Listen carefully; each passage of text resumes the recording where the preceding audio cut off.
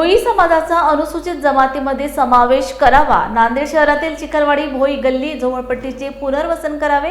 भोई समाजाला शासनाने लावलेली नॉन क्रिमिलेअरची अट रद्द करावी। या व इतर एकूण 15 मागण्यांसाठी अखिल भारतीय भोई समाज सेवा संस्था नांदेडच्या वतीने जिल्हाधिकारी कार्यालयावर भव्य मोर्चा काढण्यात आलाय।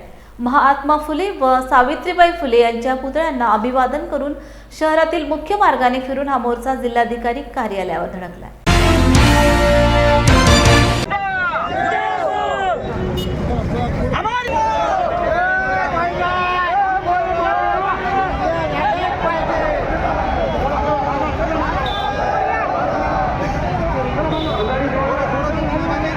भोई समाजाचा आज मोर्चा निघतोय।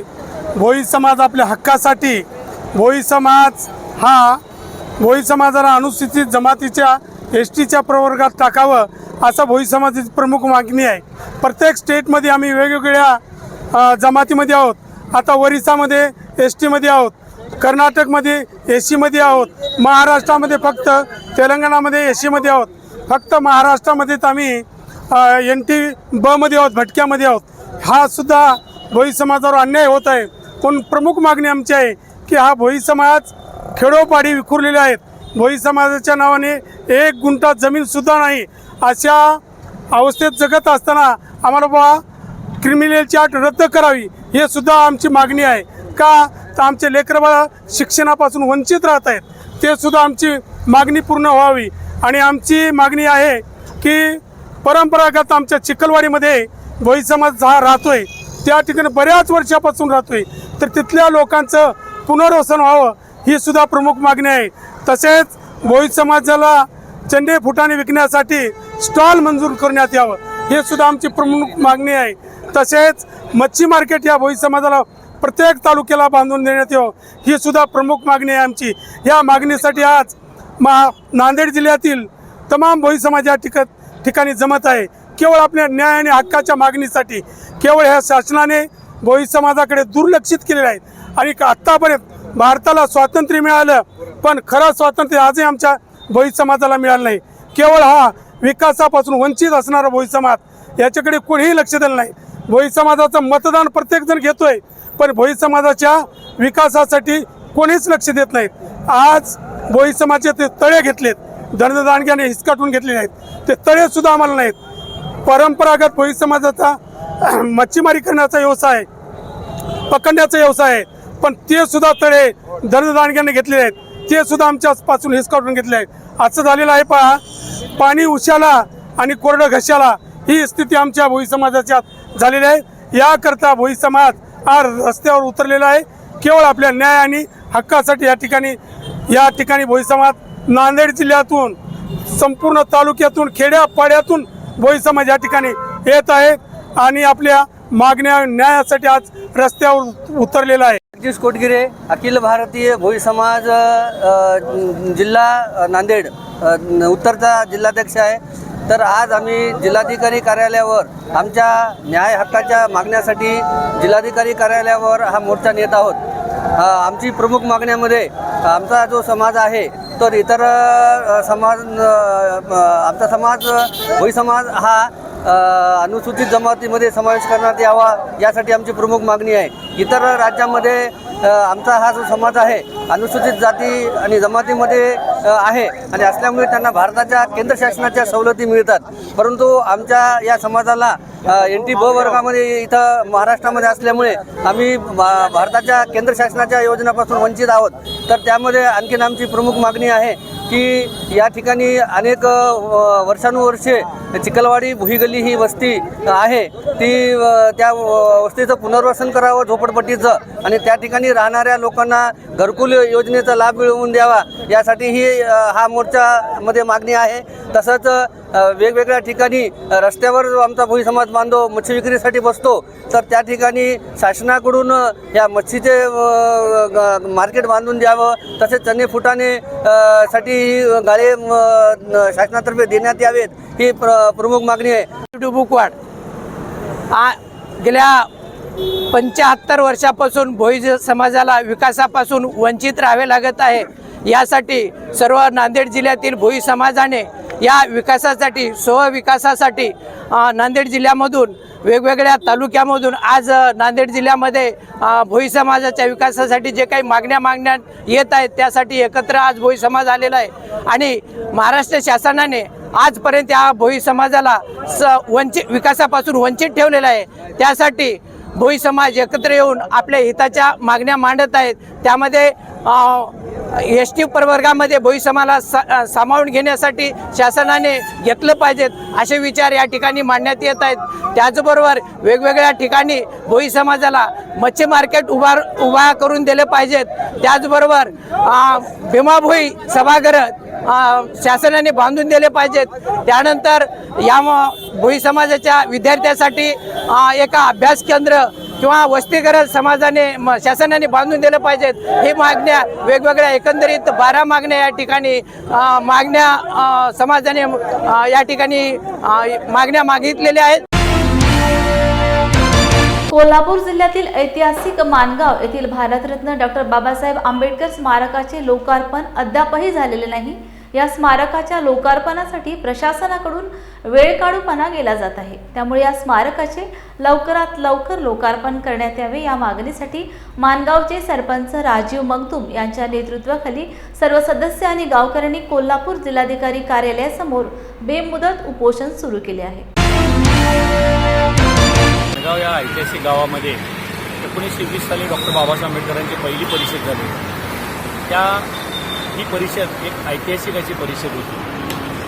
माणगाव गाव हे या परिषदेमुळे राष्ट्रीय स्मारक म्हणून घोषित करण्यात आलं। पण ज्या वेळेला या माणगावला राष्ट्रीय स्मारक म्हणून घोषित केलं त्यावेळेला एक प्रचंड मोठा असा आराखडा त्या ठिकाणी राज्य शासनाकडे सादर करण्यात आला होता। गेली 8 ते 10 वर्ष झालं या स्मारकाचं काम चालू आहे। पहिल्या टप्प्यात 2,38,00,000 रुपये इतका निधी आला। त्यामध्ये स्मारकामध्ये होलोग्राफिक शो आणि लंडन हाऊस ह्या 2 गोष्टी पूर्ण झाल्या। पण उर्वरित आराखड्यामधील बऱ्याच गोष्टी त्या ठिकाणी डॉक्टर बाबासाहेब आंबेडकरांचं हे फक्त स्मारक असं नसून त्या ठिकाणी जीवन स्मारक उभं करण्याचा आराखडा राज्य शासनात सादर करण्यात आलेला आहे। गेल्या 4 वर्षापूर्वी लंडन हाऊस आणि होलोग्राफिक शो हे पूर्ण झालं, पण ते अद्यापी धूळ खात पडलेलं आहे। त्या अद्यापी त्याचा लोकार्पण सोहळा झालेला नाही। अद्यापी ते लोकार्पण सोहळा करून लोकांना त्याचं महत्त्व त्यामध्ये होलोग्राफिक शोच्या माध्यमातून जो लघुपट त्या ठिकाणी दाखवण्यात येणार आहे ते अद्याप खुलं करण्यात आलेलं नाही आणि राज्य शासनानं त्याकडं दुर्लक्ष केलेलं आहे। कोरोना काळामध्ये माणगाव परिषदेला शताब्दी वर्ष 100 वर्ष पूर्ण झाली म्हणून एक मोठा कार्यक्रम त्या ठिकाणी घेण्यात येणार होता, पण कोरोनाच्या पार्श्वभूमीवर तो कार्यक्रमही रद्द झाला आणि नंतर तो कार्यक्रम घेण्याचं निश्चित झालं होतं, पण सरकारकडून त्या कार्यक्रमाकडे हेतुपुरस्सर दुर्लक्ष केलं गेलं।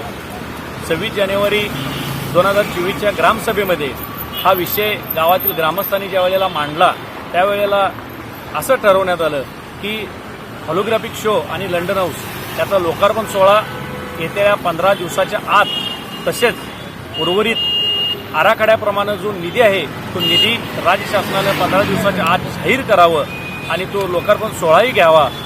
अन्यथा 12 फेब्रुवारीपासून जिल्हाधिकारी कार्यालयासमोर आपण आमरण उपोषण गावच्या वतीनं सरपंच उपसरपंच सर्व ग्रामस्थ यांच्या वतीनं हे उपोषणाचं आंदोलन आपण करायचं त्यावेळेला 15 दिवसापूर्वी निश्चित केलं आणि त्यानंतर आम्ही सर्वत्र मुख्यमंत्री उपमुख्यमंत्री जिल्हाधिकारी विभागीय आयुक्त प्रधान सचिव समाज कल्याण सगळ्यांना आम्ही निवेदनाच्या प्रती त्या ठिकाणी पाठवल्या होत्या, परंतु गेल्या 15 दिवसात यामध्ये शासनाकडून कोणत्याही प्रकारची हालचाल झाली नाही, कसलीही मीटिंग घेतली गेली नाही। त्यामुळे त्यांना दिलेली जी मुदत होती ती 15 दिवसाची मुदत संपल्यामुळं आम्ही या ठिकाणी आजपासून सकाळी 11 वाजल्यापासून गावातील सर्व ग्रामस्थ सरपंच उपसरपंच सर्व ग्रामस्थ बौद्ध समाजातील सर्व श्रावक हे सगळेजण या ठिकाणी आमरण उपोषणासाठी बसले असून लवकरात लवकर यावरती राज्य शासनाने तोडगा काढावा, अन्यथा या आंदोलनाचं स्वरूप हे उग्र स्वरूपाचं होणार आहे। आता पहिल्यांदा आम्ही आमरण उपोषणाला या ठिकाणी बसले असून उर्वरित जे गावातील आमचे ग्रामस्थ आहेत त्या ठिकाणी गाव बंद, रस्ता बंद, तालुका बंद, जिल्हा बंद अशी याची व्याप्ती आम्ही वाढवणार असून लवकरात लवकर आमच्या या राष्ट्रीय स्मारकासाठी या शासनाने निधी जो जाहीर केला होता तो निधी द्यावा आणि लोकार्पण सोहळा या ठिकाणी लवकरात लवकर घ्यावा हे मी या आपल्या मीडियाच्या माध्यमातून राज्य शासनासाठी या ठिकाणी आवाहन करतो। परभणी शहरातील लिंबोनी बुद्धविहार ज्ञानेश्वर नगर येथे 10 फेब्रुवारीपासून सुरू असलेल्या श्रामणेर बुद्धाचार्य शिबिराचा समारोप सोहळा पार पडलाय। यावेळी भंते पी धम्मानंद यांच्या उपस्थितीत श्रामणेर बुद्धाचार्याचे चिवर उतरून समारोप करण्यात आलाय। डॉक्टर बाबासाहेब आंबेडकर तथागत भगवान गौतम बुद्ध यांच्या प्रतिमेची पूजा करून बुद्ध वंदना घेण्यात आली। 10 दिवस आपण फार मोठी पराकाष्ठा केलेली आहे आणि 10 दिवस तुमच्या स्वगृहापासून आपल्या विहारापर्यंत येऊन फार मोठा त्याग केलेला आहे आणि तुमच्या पाल्यांनी, तुमच्या आईवडिलांनी, तुमच्या काकांनी, मामांनी जे तुम्हाला भारतीय बौद्ध महासभा जिल्हा शाखा परभणीला हे शिबिर घेण्यासाठी तुम्हाला जे 10 दिवसासाठी दान केलेलं आहे त्याबद्दल त्यांचं मी अभिनंदन करतो। आता 10 दिवस तुम्ही अतिशय कटाक्षानं 10 शील पाळलेले आहेत, 75 शिकिया पाळलेल्या आहेत, है ना। आता ती जबाबदारी तुम्ही पूर्ण केलेली आहे। आता तुमचं चिवर या ठिकाणी सन्मानानं सर्वांच्या समोर उतरण्यात येणार आहे आणि म्हणून ज्यावेळेला चिवर उतरल्या जाईल त्यावेळेला पुन्हा परत उपासक वर्गामध्ये तुमचं जीवन पुन्हा जागेवर येणार आहे आणि आतापर्यंत 10 शील पाळले तुम्ही 10 दिवस। आता इथून पुन्हा तुम्हाला आयुष्यभर 5 शील पाळायचं आहे। त्यासाठी आता चिवर उतरण्यात येतील नंतर तुमच्या पाल्यांनी जे तुमच्या पालकांनी जे कपडे आणलेले आहेत ते कपडे परिधान केल्यानंतर तुम्हाला परत 5 शील देण्यात येणार आहे।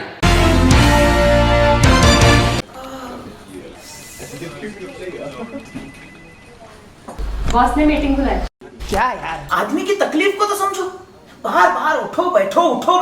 जनाब, तकलीफ उठने बैठने की नहीं, तकलीफ बवासीर की है। बवासीर, फिशर, भगंदर, पाइलोनियल साइंस का आयुर्वेद तथा आधुनिक लेजर से उपचार। अभ्युदय पाइल्स लेजर हॉस्पिटल, लोहार समाज भवन के पीछे, महापुष्प सोसाइटी, शताब्दी नगर चौक से मनीष नगर रोड, नागपुर। कॉल और विजिट करें www.pilesfistulacure.com। हुआ बहू? माँ, पाइल्स की बहुत तकलीफ हो रही है। तो तुम गुदरोग सर्जन के पास क्यों नहीं गई? देखो, जैसे हार्ट के लिए हार्ट स्पेशलिस्ट, ब्रेन के लिए ब्रेन स्पेशलिस्ट, तो पाइल्स के लिए पाइल्स स्पेशलिस्ट क्यों नहीं? स्त्री हो या पुरुष, टॉयलेट में तकलीफ केवल पाइल्स ही नहीं और भी कई प्रकार के गुदरोग तथा कैंसर भी हो सकता है। इसीलिए इसकी प्रत्यक्ष जांच जरूरी है। ठीक है माँ, पर जांच के लिए हम जाएंगे कहाँ? वही काले आयुर्वेदिक पाइल्स हॉस्पिटल में। लेकिन माँ, प्रेगनेंसी में पाइल्स की दवाइयाँ? प्रेगनेंसी में आयुर्वेदिक दवाइयाँ सुरक्षित होती है। जनहित में जारी काले आयुर्वेदिक पाइल्स हॉस्पिटल, औषधि चिकित्सा तथा सर्जरी ट्रीटमेंट उपलब्ध। हमारा पता उमरेड रोड, दिघौरी बस स्टॉप के पास, नागपुर। अधिक जानकारी के लिए वेबसाइट पर जाएं kalepailshospital.com। छत्रपती संभाजीनगर येथे modern college of computer science and information technology आणि Vikramshila college of fashion designing यांच्या संयुक्त विद्यमाने माता रमाई आंबेडकर यांची जयंती साजरी करण्यात आली। या कार्यक्रमात कृतिशील महिलांचा सन्मान करण्यात आला।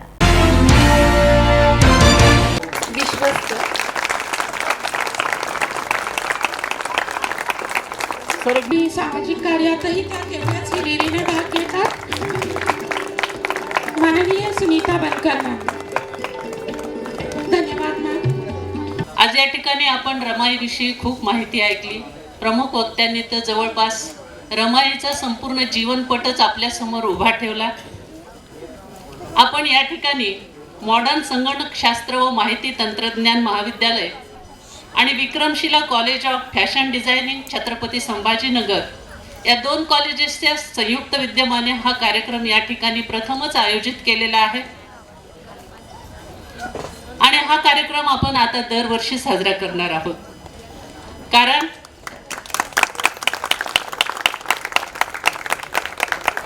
अशा कार्यक्रमातूनच नवीन पिढीला एक प्रेरणा मिळत असते, एक दिशा मिळत असते आणि त्याप्रमाणे त्या वाटचाल करत असतात।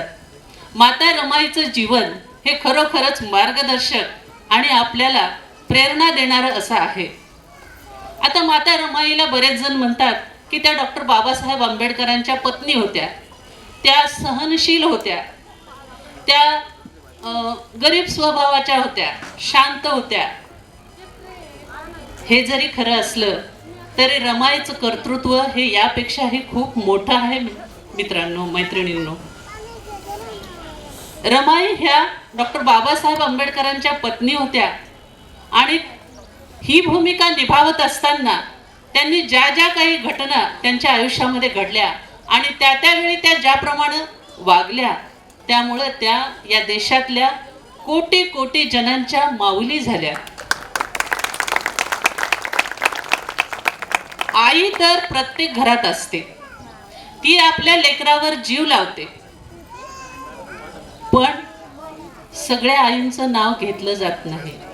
सगळ्या आई इतिहासात लिहिल्या जात नाहीत, नोंदल्या जात नाहीत. परंतु माता रमाईचं कर्तृत्व असं आहे की ती आई इतिहासामध्ये नोंदल्या गेलेली आहे. आता आपण पाहतो की शिक्षिका तर बऱ्याच दिसतात, ठिकठिकाणी आजच्या घडीला शिक्षिका दिसतात, पण प्रत्येक शिक्षिकेचा कोणी उदो करतो का? नाही. तर शिक्षिकांमध्ये सर्वप्रथम आणि उच्च स्थानी ज्यांचं नाव घेतलं जातं त्या म्हणजे सावित्रीबाई फुले. कारण सावित्रीबाईंनी ज्या परिस्थितीमध्ये शिक्षिकेचं काम केलं आणि ज्या पद्धतीनं शिक्षिकेचं काम केलं तसं काम प्रत्येक शिक्षिकेनं केलेलं नाही.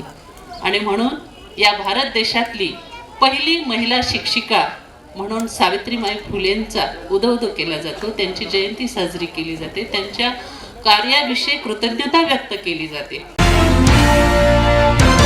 ईव्हीएमच्या काळात निवडून आलेले भाजपचे सरकार सत्तेत आल्यापासून देशात जातीय तेढ वाढला असून त्यामुळे संविधान वाचवण्याची सर्वांची जबाबदारी असल्याचे मत सर्वच वक्त्यांनी जातीयंत परिषदेत व्यक्त केले. कोल्हापुरातील शाहू सभागृहात ही जातीयंत परिषद पार पडली. छत्रपती शाहू महाराजांचा जय असो, अण्णाभाऊ साठेंचा जय असो.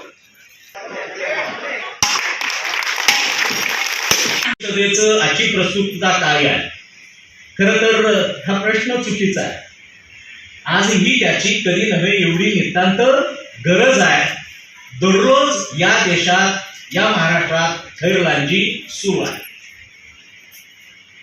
या पुरोगामी महाराष्ट्राचा चेहरा, फुले शाहू आंबेडकरी विचारांचा पुरोगामी महाराष्ट्र आज प्रतिगामी महाराष्ट्र होतोय की काय असं नव्हे तर झालेलं आहे असं आपल्याला कबूल करावं लागेल. कारण याच पुरोगामी महाराष्ट्रामध्ये नरेंद्र दाभोळकर आणि कॉम्रेड गोविंद पानसरे यांना हुतात्मा व्हावं लागलेलं आहे आपल्या या विचारधारेसाठी. या महाराष्ट्राचा बिहारला नावं ठेवत होतो, युपीला नावं ठेवत होतो. या महाराष्ट्राचा आज बिहार झालेला आहे, युपीत रूपांतर झालंय. पोलीस स्टेशनमध्ये लोकप्रतिनिधी गोळ्या झाडतात. हे दररोज या देशात घडायला लागले, महाराष्ट्रात घडायला लागलेला आहे. आणि म्हणून या गेल्या आठवड्याच्या घटना आहे. पंढरपूरला एका व्यक्तीला मातंग समाजाच्या चोरीच्या आरोपाखाली लॉकअपमध्ये बंदिस्त केलं.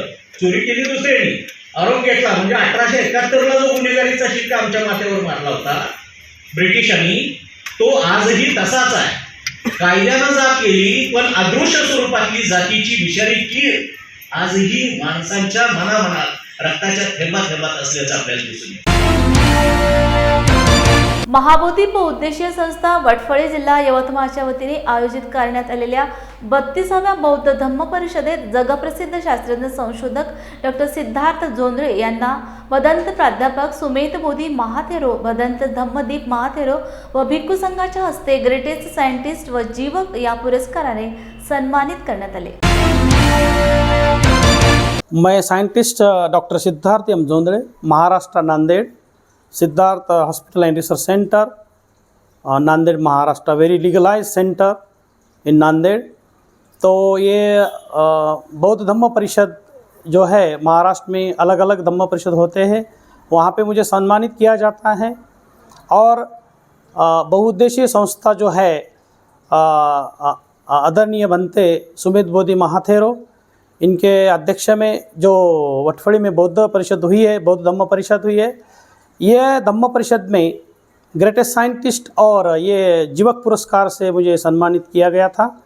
और इसके जो उद्देश्य है, जो बुद्धिज़्म एंड साइंस जो है, बुद्धिज़्म और साइंस का जो संबंध होता है, कोरिलेशन होता है, कनेक्शन होता है कि जो भी साइंस है, साइंटिस्ट का क्या मकसद होता है, साइंटिस्ट वर्क करते हैं कई के लिए, ह्यूमैनिटी के लिए करते हैं।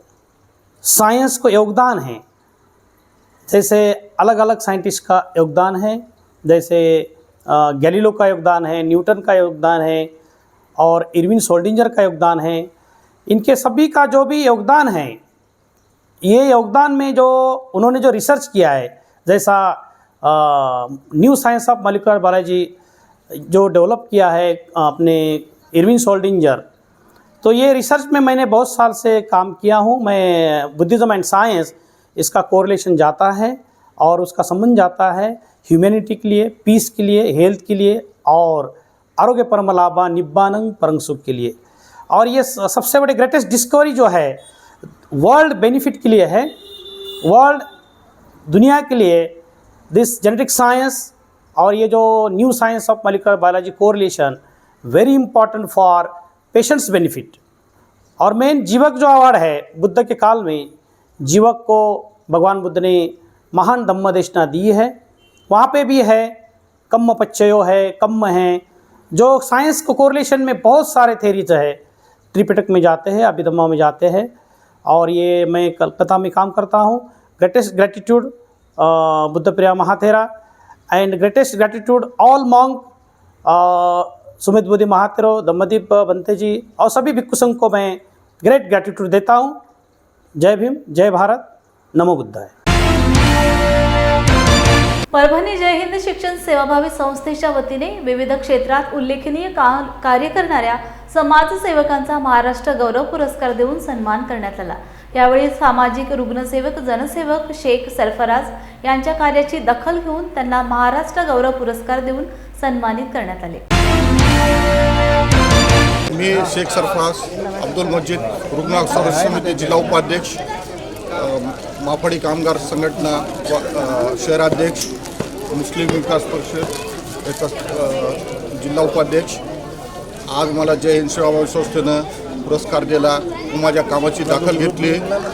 मी समाजसेवेमध्ये दवाखाना असो, गायरांचा प्रश्न असो, हे समाजासाठी सर्व असतो, त्याबद्दल मला आज जय हिंद सेवाभावी संस्थेनं पुरस्कार जाहीर केला, त्याबद्दल मी त्यांचा आभारी आहे व ह्याच्या पुढे बी असे समाजसेवा करीत राहील अशी मी ग्वाही देतो। सेवाभावी शिक्षण संस्था ही महाराष्ट्रातील विविध क्षेत्रामध्ये उल्लेखनीय कार्य करणाऱ्या मान्यवरांना महाराष्ट्र गौरव पुरस्कार देऊन गेल्या 26 वर्षापासून सन्मानित करत आलेली आहे। याही वर्षी हा सोहळा 10 फेब्रुवारी 2024 रोजी EMI हॉल कल्याणनगर इथे संपन्न झाला।